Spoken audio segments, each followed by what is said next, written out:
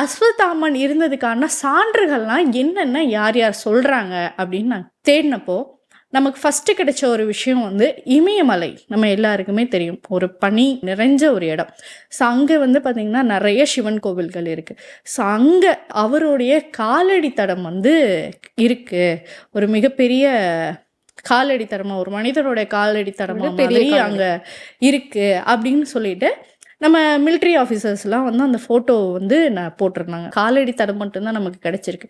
அப்படி இருக்கும்போது அவங்களும் ஒரு கன்க்ளூஷனுக்கு வர முடியாது. ஸோ அதனால் என்ன பண்ணுறாங்கன்னா, ஒரு மிகப்பெரிய விலங்கு, ஸோ குரங்கு மாதிரியான ஏதோ ஒரு விலங்கோ இல்லை ஒரு மிகப்பெரிய விலங்கோ அந்த மாதிரியான விலங்கோட காலடி தரமாக இது இருக்கலாம் அப்படின்னு சொல்லிட்டு அதை சொல்லியிருக்காங்க.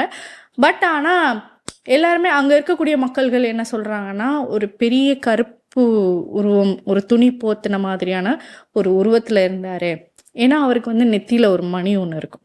ஸோ அந்த இடத்துல இருந்து கிருஷ்ணர் வந்து அதை எடுத்துடுவார்.